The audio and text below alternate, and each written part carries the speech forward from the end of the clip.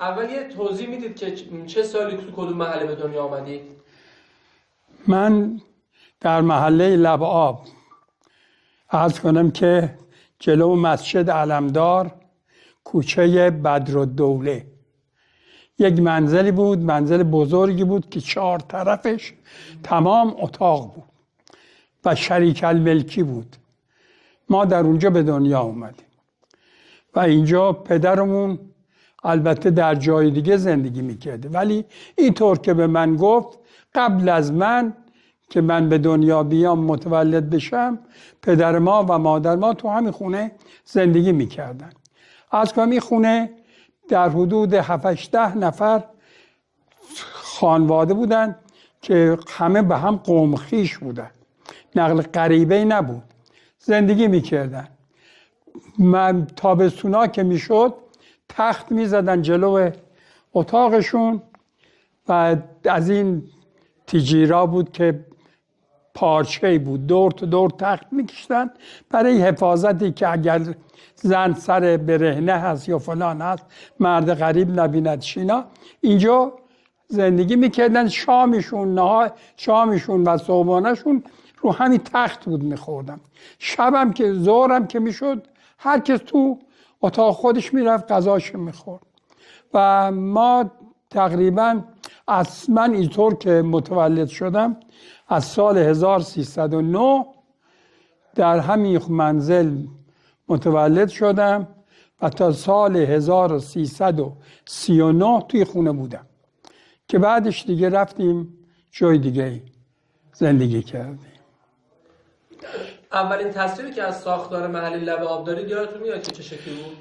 اولین ساختار عرض کنم که خب البته یه مغازه بود، 2-3 تا مغازه بود دم سر کوچمون که اینها دیگه اینقدر به مردم آشنا بودن که بچه‌های کوچیک نمیدونم 2 سال و 3 ساله رو میشناختن که اینا بچه کی هستن بچه کی نیستن. و اگر یه وقتی یه خانمی میمد از خونش بیرون یک مردی مزاحم میشد، همین کاسبا مطابق شوهر ایزن ازش دفاع میکردن و خلاصه او یارو رو رد میکردن میرن. و یه خود پوینتر که میرفتی یه بازارچه بود به نام مسجد آقلر. یه مسجدی بود که مسجد خیلی قدیمی بود به نام مسجد آقلر. تقریبا این بازارچه در حدود 20-30 تا مغازه توش بود. از مغازه نونبایی بود، مغازه خاروار فروشی، مغازه سبز فروشی، سلمونی، عرض کنم عطاری، هر چی که شما ملاحظه بکنید توی بازارچه وجود داشت و هیچ احتیاجی نداشت که شما بخواید بری جای دیگه چه چیزی بخرید. بسیار همین بازارچه هم تمام افراد میشناختن. و در زمان قدیم رسم نبود که مردم مثلا یا نداشتن یا از نظر اقتصادی در مضیق بودن، هیچ وقت هیچ کس تو خونش آذوقه 1 ماه و 2 ماه نداشت. مثلا بعضی اوقات میشد که شب برای مثلا چایی که میخواستن تو خونه درست کنن قند و چاییشونه شب تو شب میخریدن. مثلا یه سنگوی بود در شیراز، سنگ شیراز 720 مسقال هست، 3 کیلو و 330 گرم. عرض کنم که از سنگ از 1 من 720 مسقال که 333 گرم، 1 من، نی من، 1 چارک، 1 وقه، نی وقه، نمی، سن مزار. سن مزار تقریبا یه سنگ کوچیک یکی در حدود 45 مسقال می شده. شب که می شد که می خواستن بیان خونهشون، نی وقه قند، نه سن مزار چایی می سدن می وردن خونه ای رو امشب و فردا می خوردن 2 مرتبه، شب بعد همین. و بعد از اون از نظر آذوقه هم نون، هر روز نون می سدن و برنج. بیشتری ها زورشون نمیسید که هفته یه دفعه برنج بخورن. رسم بود که میگفتن این ماه او ماه یا این سال او سال. بعضی ها حتی برنج شب عید تا شب عید میخوردن. بعضی اعیونا که دیگه دستشون به دهنشون میرسید شبای جمعه برنج میخوردن، شبای دوشنبه هم از دمپخت درست میکردن میخوردن. ولی بیشتری افراد همون آبگوشت چیزی شب درست میکردن میخوردن و میذاشتن بقیهش برای روزشون. روز دیگه در خونه ها غذا پخته نمیشد، چون مرد خونه که از خونه میرفت بیرون اداریات و عصر بودن، تو اداره یه چیزی برمی‌داشتن حمله خودشون میبردن تو خونه میخوردن و کاسبا هم ظهر تو هم محل کارشون غذاشون میخوردن و کاسبا هم علاقه داشتن که ظهر همشون رو میستن در مغازهشون از اون میگفتن، از اون ظهر میگفتن. بعد از اون میرفتن مسجد نمازشون میخوندن، میمدن در مغازهشون یه چیزی که از تو خونه شب آورده بودن میخوردن، یا احیانا یک دور گردایی بودن 2 پیازه آلو درست میکردن رو سرشون میذاشتن میوردن تو بازار تو کوچه ها اینا میذاشتن 2 پیازه آلو با نون میفروختن، مردم هم میخوردن. این طبقه پایین تقریبا مغازه‌دار یا طبقه خیلی ضعیف این کارا رو میکردن. یا مثلا ماسه اسفناج یا یارو تو طبق میذاشت میورد میخوردن. عرض کنم که دیگه مسئله دیگه نبود، با توی خونه هم که با هم بودن با هم زندگی میکردن و عرض کن دیگه هیچ وقت مسائلی هم از نظری که بخوان اختلافی داشته باشن نه چیز نبود. تو همین خونه بعضی اوقات میشد که مثلا توی خونه که بودن توی خونه اتاقش امروز ظهر یه غذای پخته بودن، این حتما واجب میدونه که از این غذایی که پخته 2 تا 3 تا 4 تا بشقاب کوچیک بکشه ببر در او اتاق، در او اتاق، در او اتاق بده و اینا بگه شما هم بخورید. یه همچه مردمونی بودن اون وقت. این جریانش بود.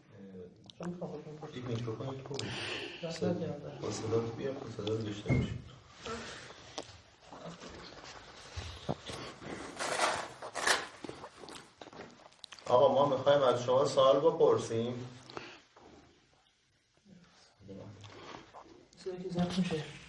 او که داره ضبط میکنه، او رکورد. درباره کلا خودتون، محل زندگیتون که حالا به اون گفتین و شغلتون و خود محل لب آب، مسجد علمدار یا همون خدمتتون عرض کنم که طرف سید میر شریف جرجانی، خود بازارچه منصوریه، خود مدرسه منصوریه، این حوالی رو برای ما توضیح بدید. از کنم که من اینا که وقت حال گفتم شما ثبت نکردید؟ چرا؟ از کنم گفتم که ما در محله لب آب کوچه بدرالدوله که بعدها به نام کوچه ابن یوسف حدائق نامیده شد، آقای عاشق یوسف حدائقی که از علمای برجسته شیراز بوده که در دور اول مجلس شورای ملی وکیل از شیراز بوده، وکیل درجه اول شیراز بوده، توی کوچه زندگی میکرد. این کوچه هم به نام کوچه ابن یوسف حدائق، اولا کوچه شازده بدرالدوله بود، بعد به نام کوچه ابن یوسف حدائق، کوچه عاشق یوسف، بعد پسرش ابن یوسف. ما توی کوچه زندگی میکردیم. یه خونه خیلی بزرگی بود، خونه صابونیا بهش میگفتن. حالا به چه جهت میگفتن خونه صابونیا نمیدونم، قبلا شاید توی کوچه توی خونه صابون پزی بوده یا هر چیزی. به هر حال در حدود 10 تا خانوار توی خونه زندگی میکردن، شریکاً ملک بودن. دور تا دور خونه بزرگی بود، اتاق بود و هر کسی 2 تا 3 تا اتاق داشت که با هم زندگی میکردن. ما هم تو همین خونه متولد شدیم در سال 1309 و زندگی میکردیم.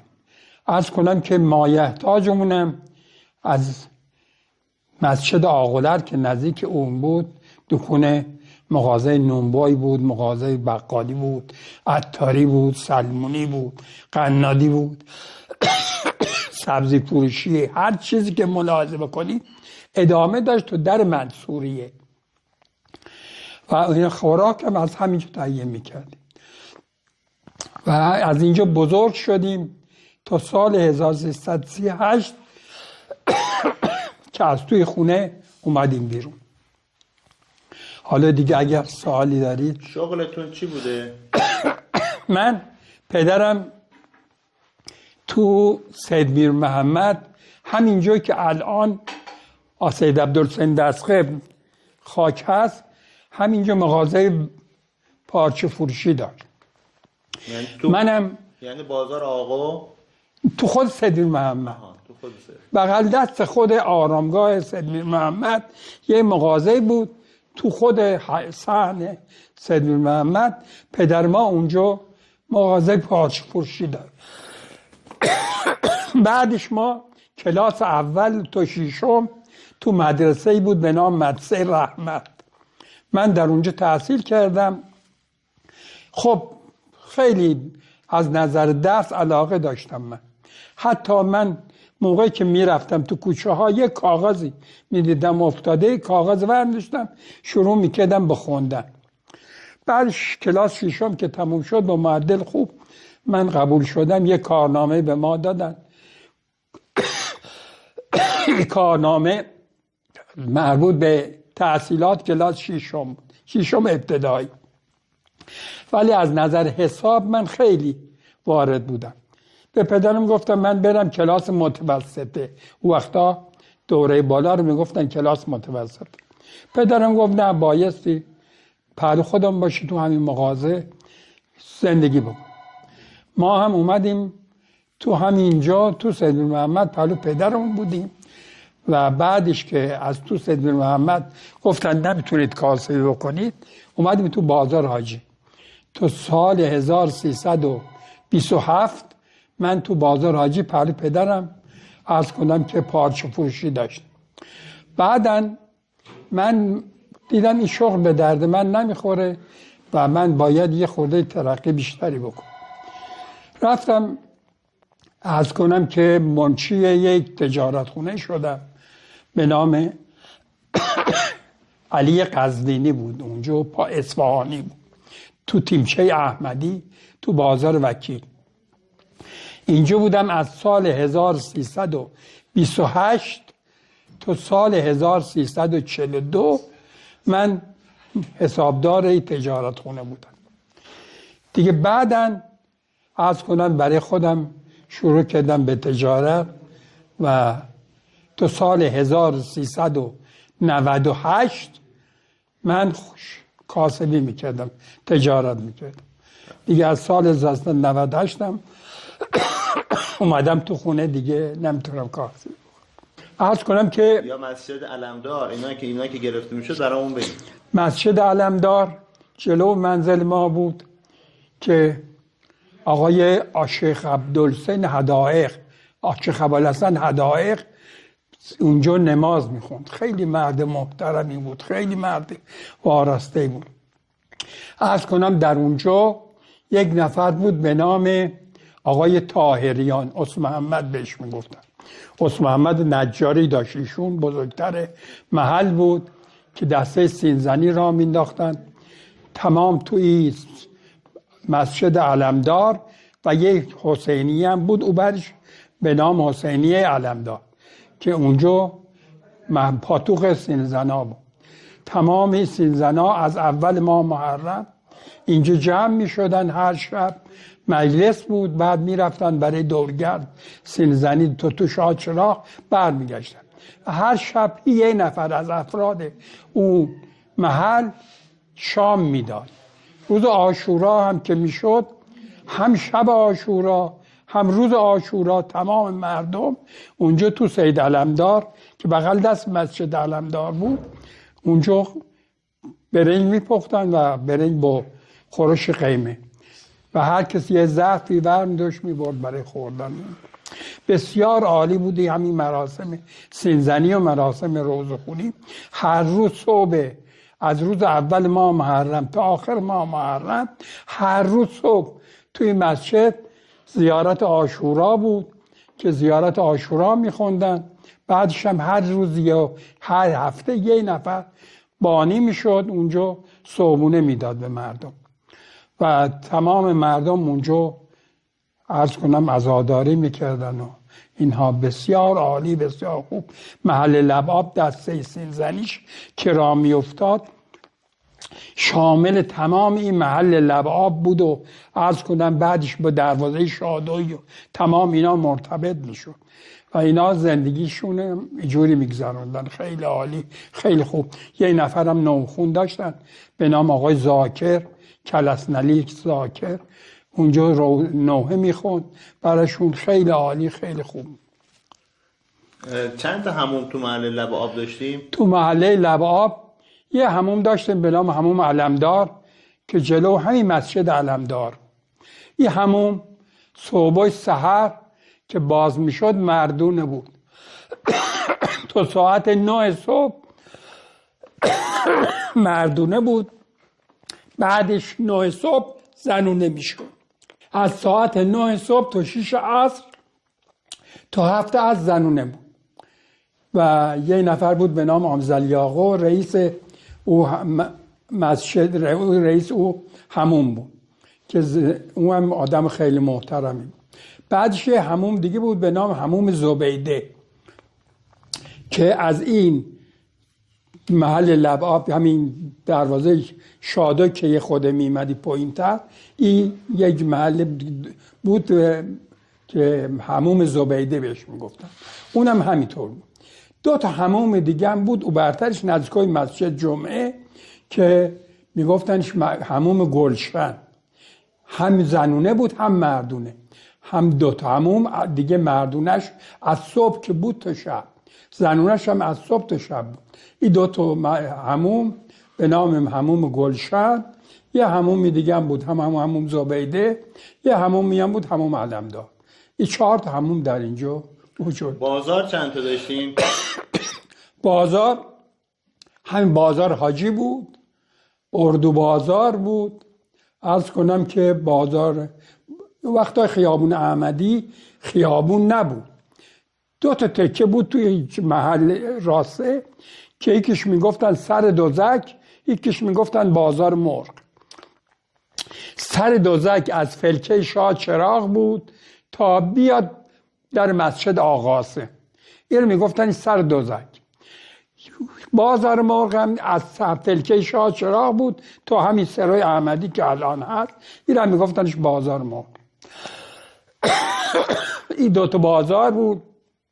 بازار حاجی بود که از بازار قدیمی شیراز هست. میگن ابن بطوطه تو خاطراتش می‌نویسه که من یک زمانی در شیراز بودم، رفتم در مسجد جمعه نماز بخونم. از بس جمعیت بود جام نشد که تو مسجد جمعه نماز بخونم. اومدم این برتر یه بازاری بود، حالا اون وقت نمیگه بازار حاجی، میگه بازاری بود. در اون بازار وایسادم به نماز خوندم. مقصود به اینه که در اون زمان چقدر شیراز ابهت داشته، چه وضع. یکی بازار حاجی بود، یکی اردو بازار بود که بالترش بود، یکی بازار مسگرا بود که امام قلی خان حاکم فارس موقع که مدرسه خانه میسازه، این بازارم بازار مسگرا را میسازه که مردم در اونجا کاسبی بکن. یکی هم بازار مرغ بود دیگه، یکی هم بازار وکیل بود دیگه. بازار دیگه هم نداشتیم. سمت همون گلشن، بازارچه ریسمون، مسجد پنبه زنا، عرض کنم که بازارهایی که اینجا بوده برامون بگی. پلو مسجد همون گلشن یه بازارچه بود به نام بازار رسمون. بازار رسمون اینجا 2 تا مغازه بود. از جمله قصابی بود به نام حاج علی آقا.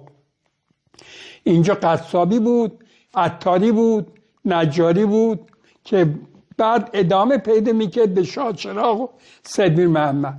و این حاج علی آقا قصاب شغلش که قصابی بود، یه دفعه یکی میمد دستش شکسته بود، میمدن اینجا که اینجا بندازه، این تمام کاسبیش ول میکرد، میمد دست زیر جا مینداخت و کاسبیش هم ول میکرد. عرض کنم که و مفتکی بدون که پول بوسونه دست افراد جا مینداخت و فلان اینها، که بسیار مرد محترمی. دیگه بازار رسمون همینجا بازار رسمون بهش میگفتن. مسجد پنبه زنا کجا بود دقیقا؟ مسجد پنبه زنا همین در دروازه شهادای بود. پهلو مسجد علی یه بازار، یه مسجد بود به نام مسجد پنبه زنا، در اونجا هم بود که اولام در هم دروازه شهادای، مرد شورخونه در هم دروازه شهادای بود، تو بازارچه دروازه شهادای، که بعد از اینجا منتقل شد به دارالسلام و در اونجا بود. سوال که این کاس رو پرسید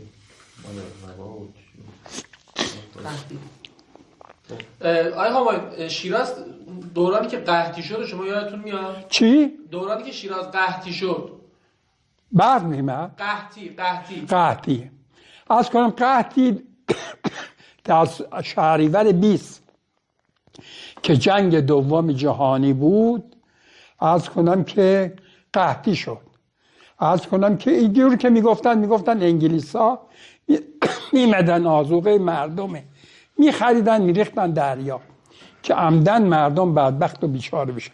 حالا یه خاطرات دیگه چند روز پیش من میخوندم، در جنگ اول جهانی انگلیس ها میمدن مردم استان فارس تریاک مفتکی میدادن، تریاک بکشن، بعدش سوختش به قیمت زیاد ازشون میخریدن که اینا هی مجبور بشن بیشتر تریاک بکشن، نیروی کار ازشون سد بشه.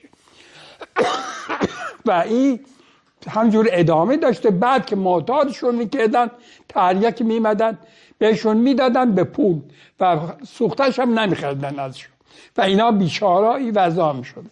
ولی خب حال به هر حال در شهریور 20 که صبحش که یه دفعه شب اعلام شد که هیتلر سقوط کرده و برلین هم از که به دست متفقین افتاده، خب خیلی وضع بد شد. خیلی عرض کنم که بیشتری ها ورشکست شدن. میخوام بهتون بگم قبل از جنگ دوم جهانی شهریور 20 تو شیراز یه گونی شکر که 100 کیلو بود 60 تومن معامله میشد. عرض کنم کیلو 2 تومن. 30 من بود 30 تا 6 تومن. 30 تا عرض کنم که 100 کیلو 100 تا 2 تومن، 100 تا 60 تومن. 60 تومن یه گونی معامله میشد. بعد 60 تومن رسید به 1200 تومن. رسید به 1200 تومن. خب مردم جنس ایجوری داشتن، خیلی وضعشون بد شد. یه دفعه شب که برلین سقوط کرد جنس ها برگرد. یه عده تو شیراز ورشکست شدن. از جمله یه نفر بود به نام جمال پسران که این جمال پسران مهمترین تاجر شیراز بود که برای شعر ساخته بودن که میگوش جمال پسران شهرت به در این کشور هستن، بزن میلیونر هستن. میلیون اون وقتا خیلی ارزش داشت. عرض کنم این ورشکست شد. 2 تا برادر بودن به نام رحیمی تو کار قند شکر بودن. اینا رفتن زیر سلبای آباوخانی در اوبر دروازه شهادای خودکشی کردن. عرض کنم نون در مغازه ها گیر نمیمد. تمام مردم از صبح میرفتن تو صف وای میسادن که بلکه یه نونی گیرشون بیاد، نون گیرشون نمیمد. یه نفر شهردار شیراز بود به نام سیدپور که این برادر دکتر فاطمی زمان دکتر مصدق برادر او بود. این سیدپور اومد شیراز. عرض کنم که یه نفر دروازه کازرون از شاطر دکون نون بویر که تو تنور ولی اثری نکرد. نون گیر نمیمد. بدبختی فلک زدگی. آمریکایی‌ها اومدن اینجا و یک شرکت به نام شرکت لاینز ساختن. این شرکت لاینز یه شعبش سرای مدبر بود، یه شعبش هم دروازه قصابخونه گهود متوا اونجا بود. آرد مفتکی میدادن به مردم. این آرد افتاد دست آقای عربزاده، عرض کنم که ایشون بده به مردم. حالا به هر حال اینم نمیشد، جور نشد. بعدش گفتن خیلی خوب، حالا که اینطور شد هر شاطری باید پاروش ورداره با نون واسون مال هر محلی بیاد. یک گاراژ بود دروازه اصفهان، گاراژ سید جعفری بهش میگفتن. اومدن دور تو دور این گاراژ یه تنورای زدن. شاید توی گاراژ در حدود 50 تا تنور زدن، شروع کردن به نون پختن از هم آردی که آمریکایی‌ها میدادن. یه آردی بود وقتی نونش پخته میشد نونو مثل پلاستیک میمون، خورده نمیشد اصلا. عرض کنم اومدن و ساختن تمام این دکونا به شاطرها گفتن بیاد که ما اونجا نون بپزیم.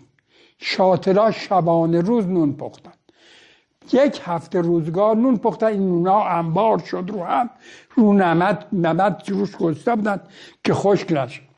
بعدش گفتن هر محلی، هر دکون نونبوی که تو هر محلی بوده یه گاری داره بیاد سهمیه نونش بوسونه ببره به مردم. آقا اولین گاری که از درس جعفری اومد بیرون که نون توش بود که بره برای محل خودش از کنم نون بده به مردم ریختن رو گاری به نون خوردن. یارو سربازه بود چون تفنگ میزد تو سرشون که نکنن اینا همینجور میخوردن، تفنگو هم میخورد تو سرشون ولی ول بکن نبودن. بعدش دیدن نمیشه، اومدن تو هر محلی یه بزرگتر معین کردن، گفتن آذوقه مردم بدن دست این بزرگتری که بده به مردم. کپون درست کردن، کپون نون، کپون قند شکر، کپون پارچه و چیز دیگه. نون هر روز کپونش میرفتن میستادن. قند شکر هفته یه دفعه بود. پارچه چلواری بود، پارچه چیت بود، این چیزا ماه به ماه یا 2 ماه به 2 ماه میدادن. این وضع بود توی که یه خورده اوضاع آروم شد. یه هم جریان کار قطعیش میره. برندهای پارچه قدیمی ها، مارکای پارچه قدیمی ها، اونا رو یادتونه؟ چیت بیشهری بود، یه پارچه بود به نام چیت بیشهری، گلدار بود. چلواری بود، چیت بیشهری بود، دبیت حاجر یکبری بود، پارچه محمود فاستونی هم بود. دیگه پارچه دیگه نبود. سلام دیگه میخواد اشکال 32 هم بپرسیم مصدقه باز میخوام آقا اولین کاری که خودتون شخصا دیگه ادارش کردید چی بود؟ بله، من اولین کاری که کردم گفتم که از سال 1328 تا سال 42 من حسابدار یک تجارتخونه بودم. بعدش در سال 1342 روغن نباتی اومد در ایران. کارخونه ها روغن قو بود، روغن شاهپسند بود، روغن جهان بود. من از طرف یک شرکت به نام شرکت پارس که روغن قو رو توزیع میکرد دعوت شدم که شما بیاد اینجا برای ما روغن توزیع کن. من یک دفتری تو سرای زند تیمچه‌ای بود روبرو اداره آموزش پرورش فلکه شهرداری. من یه دفتر اونجا گرفتم و شروع کردم به توزیع روغن. اون وقت هم وسیله ماشین نبود.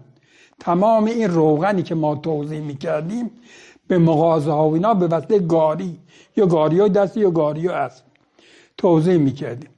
به اندازه‌ای که اینقدر ما تمام این مغازه ها شبانه روز شرکت میگو بایستی روغن توزیع کنیم. روغن قو توزیع کردم و خیلی هم خوب بود، خیلی. بعدش روغن قوری که داشتم در سال 1150 رفتم، موفق شدم برم مکه. رفتم مکه، جاتون خالی بود. و بعد از مکه که برگشتم کارخونه 1 و 1 عرض کنم شروع به کار کردم. تازه تأسیس شدم.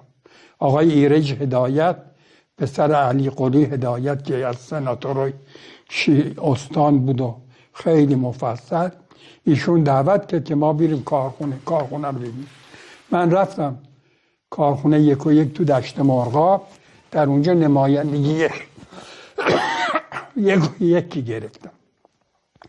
بعد نمایندگی 1 و 1 شغلم اولم برنج فروشی بود که از سال 1140 من برنج میفروختم. برنج از شمال میوردیم و اینجا به تمام چلو کبابی ها 2-3 چلو کبابی بیشتر تو شیراز نبود و ما به چلو کبابی ها برنج میدادیم، تمام مغازه هم برنج میدادیم. بعدش که نمایندگی روغن هم داشتیم، نمایندگی 1 و 1 هم داشتیم، دیگه شروع کردم به توسعه دادن. تو مشهد 4-5 تا نمایندگی گرفتم و نمایندگی ربه، گرجه، چیزای دیگه و به هر حال به همین کار ادامه میدادم. بعدش جریان کار روغن کپونی که در شیراز و در ایران روغن کپونی شد از طرف اداره بازرگانی، توزیع روغن کپون شیراز هم به عهده من بود و تمام عاملا میمدن از من روغن میگرفتن و منم به هر حال به صداقت و اینها تونستم کام جریان کار روغن کپونی رو ادامه بدم.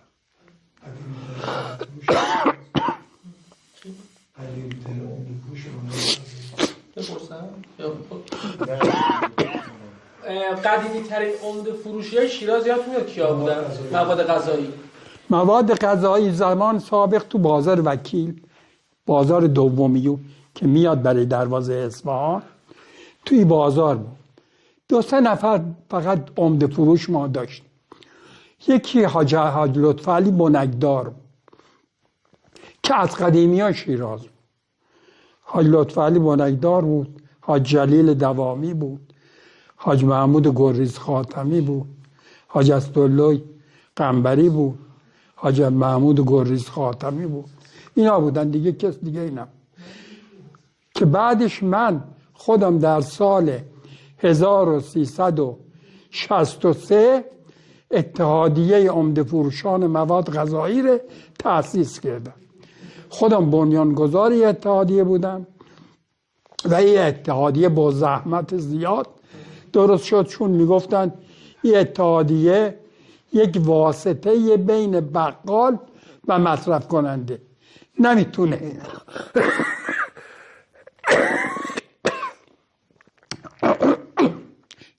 اتحادیه بنکدار داشته باشه. ما به هر حال تونستیم به هر زحمتی بود، یه فرمانداری تو شیراز بود مخالفت با این کار میکرد، ولی رئیس اداره بازرگانی و کمیته امور صنفی که وقتا به نام اتاق اصناف مشهور، اینا به هر حال به من کمک کردن و من تونستم اتحادیه عمده فروشان مواد غذایی و بهداشتی شیراز تأسیس کنم.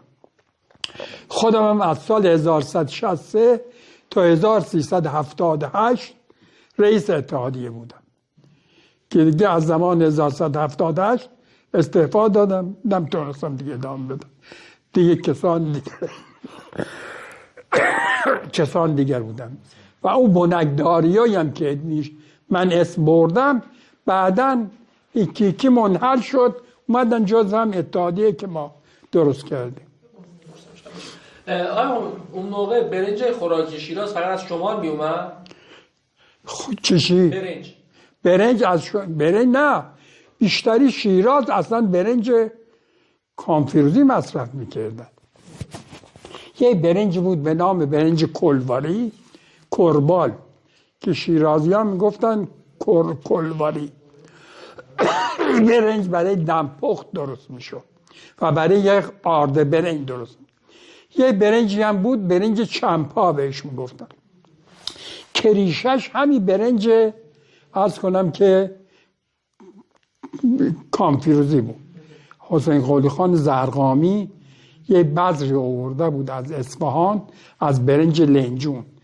در سعادت آباد یک جایی هست به نام عرض کنم که بالتر از سعادت آباد، اینجا محل هم خود زرقامی بود، برنج بکیون بهش میگفتن، محله بکیون مشهور بود. اینجا برنج کلواری یا برنج کامفیروزی تولید میشد. مردم شیراز اصلا برنج شمال نمیخوردن به هیچ عنوان، همش هم برنج کامفیروزی بودا که بهش گفتنش برنج چمپا و برنج همون کلواری. و اولین چلو کبابی ها که گفتید بهشون برنج میدادین، اولین چلو کبابی ها که تو شیراز درست شدن کیا بودن؟ اولین چلو کبابی مقدم بود، سر چهارراه زن، عرض کنم که بغل دست گاراژ قزلباش، تو وقتا میگفتن گاراژ قزلباش، حالا یه پاساژ شده وسایل تلفن اینا میفروشه. اینجا حیواق ستایشگر بود، چلو کبابی مقدم درست کرد و ما به این برنج دادیم. البته اینم منم اون وقت برنج کامفیروزی بهش میدادم. بعدش یه دفعه به من گفت شما اگر میشه از شمال برای من برنج بیا که من برنج شمال مصرف کنم. بعدش یه چلو کباب دیگه بود، چلو کباب پارس تو خیابون داریوش بود. عباس آقای المردانی بود که از لغانته تهرون اومده بود لغانته تهرون اومده بود شیراز و این چلو کبابی رو درست کردم. برنج شمال او به ما گفت بیا، ما آوردیم بهش دادیم دیگه. بعدم همه هر چلو کبابی که درست شد دیگه از هم برنج ها مصرف کرد.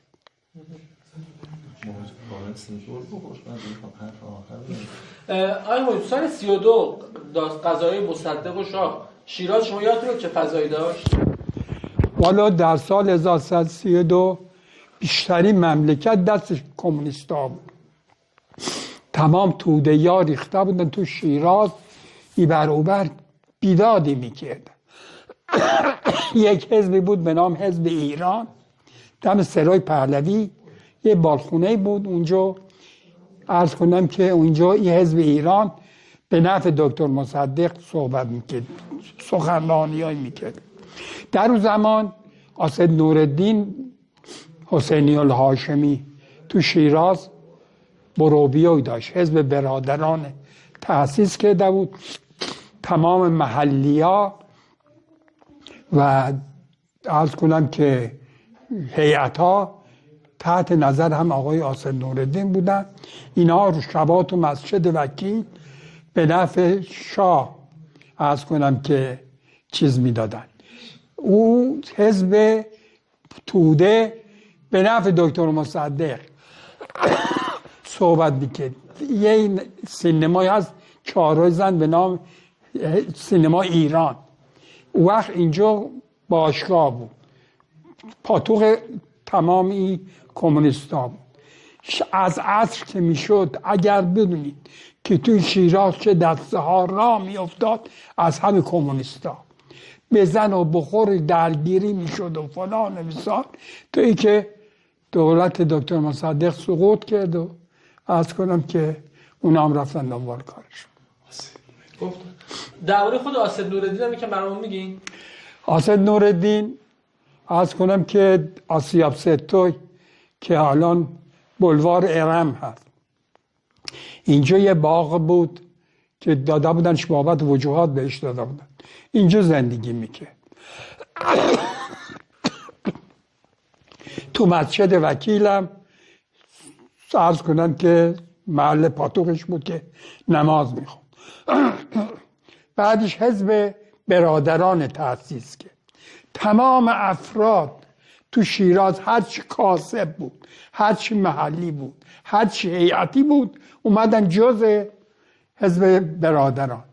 میخوام بهتون بگم که جمعیت شیراز که در اون وقت چقدر بود 70% اومد جز حزب برادران شد. منم خودم یک کارت داشتم عضویت حزب برادران تو خیابون داریوش محل کارشون بود. با آسد نوردینم شبا تو مسجد وکیل میرم منبرش هم نه این طورا بود که حساب بکنیم، به اندازه مسجد وکیل جمعیت میشد که دیگه راه نبود، تمام اتاقا و اینا، و این آدم بدون بلندگو شروع میکرد به صحبت کردن. درگیری داشت. یه نفر بود کریمپور شورش بهش میگفتن، مدیر روزنامه شورش. این به آسدالدین درگیر بود، عرض کنم که مشکلاتی داشت، هم تو حزب خودش سخنرانی میکرد و فلان اینا. آسدالدین شب تو مسجد وکیل میرم منبر، در ماه رمضان دعای ابو حمزه 2 ساعت طول میکشه. این آدم دعای ابو حمزه از بر میخواد. به اندازه این آدم از نظر سیاسی و اینها جور بود که حساب نداد. تویی که عرض کنم که میگفتن اینجور که میگفتن آمریکایی‌ها یه سیگار بهش دادن، سیگار که کشته مسموم شده و فوت شده و مرده. یه درگیری آسد نورالدین با همین اینایی که طرفدار مصدق بودن سر فلکه شهرداری شد سال 26 اگه اشتباه نکنم. شما چیزی شنیدین در این مورد؟ آسد نورالدین عرض کنم که عادت داشت موقعی که شاه میمد شیراز اول میرفت تو شاه چراغ زیارت میکرد. آسد نورالدین هم همون روز میرفت تو شاه چراغ شاه رو ملاقات میکرد. یه دفعه بعد شاه وقتی از شاه چراغ برمیگشت میرفت خونه آقای رضوی. آقای رضوی که از علمای خیلی بزرگ شیراز بود که دم عرض کنم که کارمسرای مشیر زیر تاقو پشت خونهش بود. شاه میرفت دیدن آقای رضوی و بعد میرفت. یه دفعه شاه موقعی که تو شاه چراغ آسد نورالدین عرض کنم که همدیگر دیدن اومد بیرون. آسد نورالدین دیگه به وسیله الاغش سوار نشد که بیاد، همجور اومد تو خیابون احمدی. یه جا بود هموم توکل بهش میگفتن، هموم بود روبرو هموم توکل. یه ساختمون بود مال بهائی‌ها، حضرت القدس بهش حضرت القدس بود، شیرازی ها میگفتن حضرت القدس. اینجا محل تبلیغ بهائی‌ها بود. آسد نورالدین یه صندلی زدن تو پیاده رو نشست، شروع کرد به طرفداراش گفت اینجا رو خراب بکن. ظرف 1 ربع تمام این ساختمون اومد پایین و خلاصه خراب شد. آسد نورالدین رفت. بعدش از تهران دستور دادن که آسد نورالدین تحت الحفظ بیاد برای تهران، اونجا مشکل به هم زده. مدت 6 ماه آسد نورالدین تو تهران تبعید بود توی که بعدش اجازه دادن و برگشت اومد شیراز. عرض کنم که یه دفعه دیگه هم مردن آسد ابوالحسن اصفهانی تو مسجد وکیل آسد نورالدین ختم گذاشته بود. البته محلاتیا، فالاسیریا همه اینا با آسد نورالدین مخالف بودن، فقط آسد نورالدین خودش تنها بود. ولی چون خط گرفته بود نمیتونستن اونا نیان، همه اومدن. شلوغی بود، خیلی شلوغ. برای اولین بار مردم دیدن این آقای ناصر الاسلام که واعظ بود تو رو منبر یه چی دستشه توی صحبت میکنه و یه بوق بزرگی هم پشتمون گذاشتن، صدا از تو میاد بیرون. این بلندگوی حالا بود. عرض کنم همین که شروع کرد به صحبت کردن، یه دفعه آقای فالاسیری آستسا بلند شد، عمامش زد زمین، گفت که وای قنا آوردن تو مسجد، به اسلام ای بداده به اسلام برسید فلان بشید. آقا ریختن مردم، همون مخالفه حسین نورالدین تو مسجد آقای ناصر الاسلام از منبر کشیدن پایین که تمام کمر رو اینا شکر با بلندگو از دست استدن. یه نفر از اهالی ده بزرگی قلوم ده بزرگی بهش میگفت، خیلی آدم شروری بود، رفت پشت بون یک لغتی زد به این بوق بلندگو انداختش تو حوض آبی مسجد شلوغ شد، ریختن به هم دیگه، داد و بیداد و فلان و بیسار، پلیس دخالت کرد و فلان. به هر حال مردم اومدن بیرون در بستن رفتن. بعدش مشکلاتی اومد برای ناصر الاسلام که زخمی شده بود، مردم ریختن تو مدرسه خان اجتماع کردن که ما تو آقای قلوم ده بزرگی رو نگیرن اعدام بکنن، ما دستبردار نیستیم. نصف شب حسین نورالدین از آسیاب ستوی سوار شد اومد تو مسجد تو مدرسه خان، مردم متفرق کرد. اینم جریان کار است. کدوم مسجد بوده؟ چطور؟ کدوم مسجد بلندگو پرت کردن پایین؟ تو مسجد وکیل. مسجد وکیل. جای قدیم بیت العباس چی بود؟ بیت العباس اینجا میگفتنش، عرض کنم که قهوه اینجا یه محلی بود به نام قهوه میگفتنش، البته مسجد بود.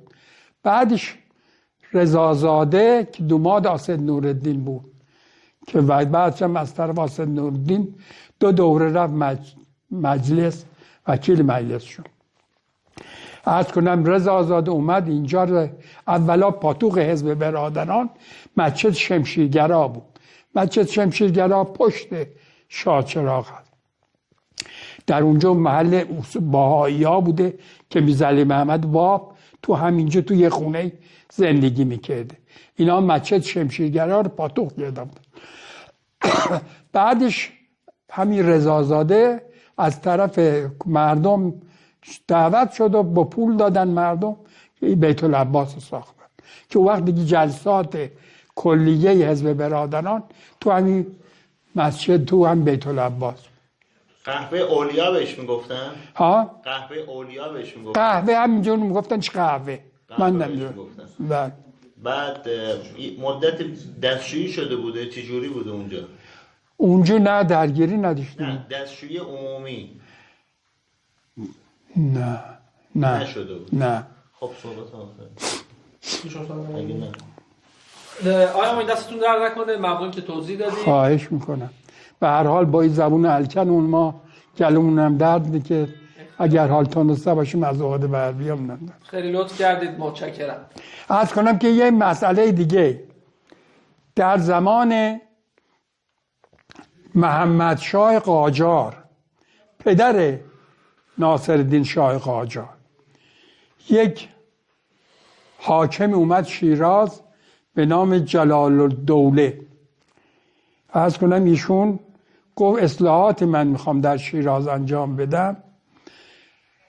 وقتهای 4 رای زن تو همین فلکه شهرداری که ارگ کریم خانی باشه دیگه بیشتر نبوده در اون زمان، ما هم که نبودیم در وقت. اینجا رو میگفتنش دروازه باغشاه، زمین ویلی بوده، تمام زمین زراعتی بوده. عرض کنم ایشون دستور میده که بیاد، بزرگان شهر حاضر میکنه، میگه بیاد این زمینا رو وسطش خیابون بکنید، این طرف اون طرفش هم باغ و 4 تا خیابون از این طرف بزنید، وسط هر خیابون هم یه حوض بزنید و مناره درست کنید. اینا میان که در این زمان قدیم وقتی شما میخواستی بری 4 رای زن میگفتی من میخوام برم 4 خیابون. اینا میان پشت از همین 4 رای زن تو برسه به فلکه ستا 4 تا خیابون میزنن. یه خیابون سعدی بوده که این طرفش سعدی بوده، اون طرفش خیابون داریوش بوده. یه طرفش خیابون رودکی بوده که اون طرفش خیابون انوری بوده.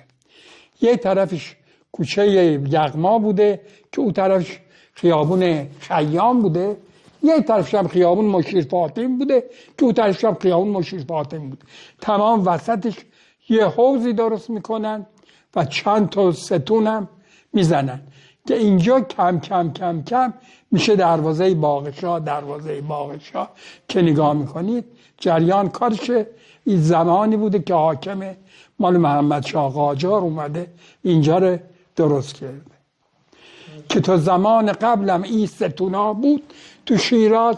فقط حوض فلکه موند که حوض فلکه حوض بود. نمیدونم شما یادتون میاد یا نمیاد، گمون نمیکنم شما یادتون. همین فلکه ستاد یه حوض بود، حوض فلکه بهشون گفت. و ستونا رو بردن جلو هم کنسولگری انگلیس چند تا ستون نصب کردن که میگفتنش دخترای قنصل. تشکر بکن صحبت آخر خیلی لطف کرده همایون. اگر صحبت آخری دارید در ما بفرمایید. نه دیگه صحبتی ندارم، ولی من به هر حال کتابای خیلی زیادی دارم که الان میبرمتون شما کتابا رو ببینید. در حال حاضر دیگه مطالعه نمیتونم بکنم، چشمم ضعیف شده، خط نمیتونم تشخیص بدم و قبطه میخورم که ای کاش من میتونستم که الان که ایام بازنشستگیم هست تو خونه هستم بتونم این کتابا رو بخونم و به هر حال از این نظر خیلی ناراحت است. سلامت باشید ان شاء الله. قربان شما. دست شما در نکنه. یه دنیا خواهش می‌کنم.